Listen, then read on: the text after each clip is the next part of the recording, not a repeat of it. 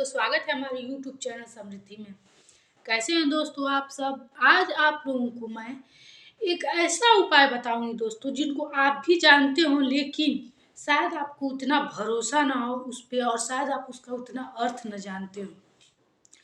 दोस्तों, जैसा कि आप जानते हैं, हनुमान जी हमारे जीवन के हर संकट को काटने वाले देवता हैं और हर कलयुग के प्रत्यक्ष देवता अजर अमर कहे जाते हैं हनुमान जी। और एक मंत्र आप लोग जानते हैं, गायत्री मंत्र, जो शायद ही कोई हिंदू ऐसा होगा इस पूरे विश्व में, जहाँ भी सनातन धर्म के लोग रहते होंगे, वो इन दोनों चीज़ों के बारे में नहीं जानता होगा। एक गायत्री मंत्र और एक हनुमान चालीसा।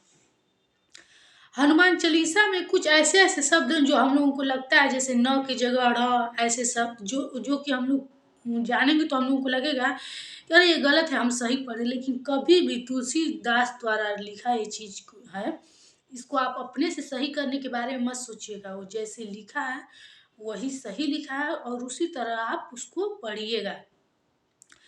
दोस्तों, आप कभी भी आपसे कुछ गलती हो जाए या फिर से आप कहीं विकट परिस्थिति में हो, मेरी एक ये बात आप हमेशा याद रखिएगा।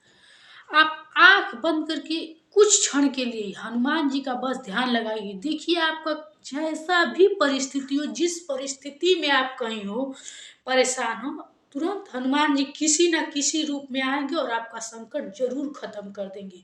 ये एकदम आप अपने जीवन में करके देखिएगा दोस्तों, निश्चित आपका वो समस्या दूर हो जाएगा।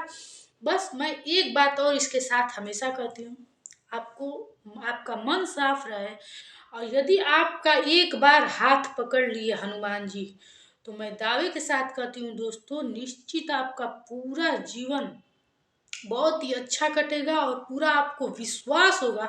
जानते हैं दोस्तों, हनुमान जी की पूजा में इतनी शक्ति होती है कि एक बार जो इनका इनका हाथ पकड़ लेता है, इनके आने जाने लगता है इनके मंदिर में, फिर छूटता नहीं है। इनका इस लोगों का विश्वास बढ़ता ही जाता है और उसका हर काम सफल होता जाता है। बस हनुमान जी बाल ब्रह्मचारी हैं, इसलिए इस चीज का पालन करना पड़ता है उनके पूजा में। और एक बात है कि मन एकदम साफ होना चाहिए, क्योंकि वो जानते हैं ना कितने भोले हैं वो हनुमान जी।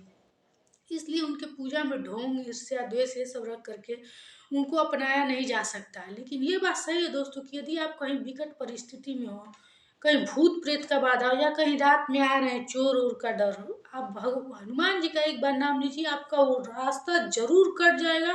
किसी भी प्रकार की समस्या हो जरूर कट जाएगी। दोस्तों, एक गायत्री मंत्र होता है, ये तो थोड़ा सिद्ध किया वाला वो है। इसको तो एकदम शुद्ध मुंह से बोला जाता है, इसको तो अशुद्धि के दिनों में नहीं बोला जाता है। ऐसे कहीं बातचीत हो या जूठा मुंह हो तो ऐसे नहीं बोला जाता है, बहुत ही शुद्ध मंत्र है। लेकिन हनुमान चालीसा को अगर आप दोनों टाइम पढ़ते हैं, स्पेशली मंगलवार को और शनिवार को, तो कहा जाता है ना, शनि भगवान का किसी भी तरह का बाधा हो तो दूर हो जाएगा।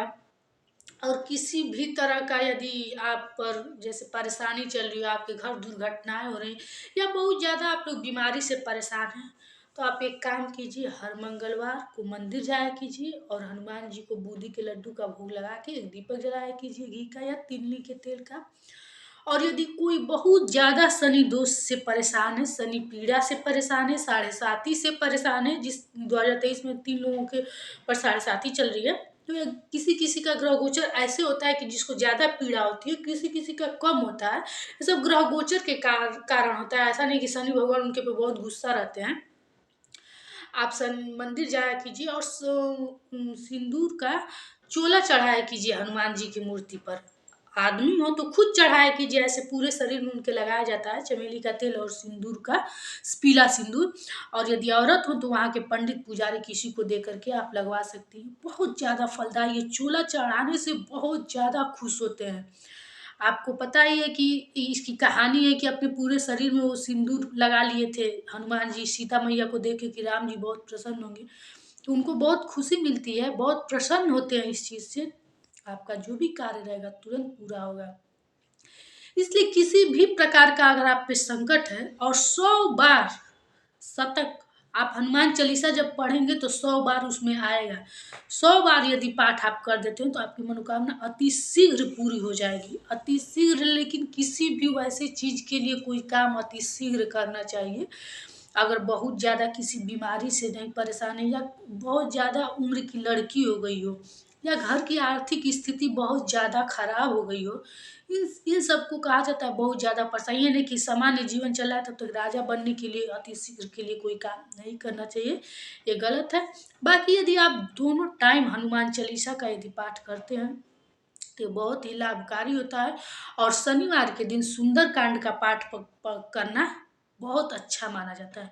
अच्छा दोस्तों, आप जानते हैं, अगर तू मानस पाठ कर लिए, मतलब कि रामायण का यदि मास पारायण कर लिया जाए, तो घर में किसी भी प्रकार का गृह क्लेश होगा आपके निश्चित समाप्त हो जाएगा। उस घर में फिर गृह क्लेश नहीं होगा। थोड़ा ये कठिन है, मैं नहीं की हूँ, थोड़ा ये कठिन है, लेकिन ये कर लेने से निश्चित रूप से किसी भी भाई भाई का हो, माता पिता का हो, जैसे भी गृह क्लेश हो, निश्चित दूर हो जाता हो। यदि आपके घर कोई है ऐसा जिससे ये संभव हो सके तो मास पारायण जरूर कराएं।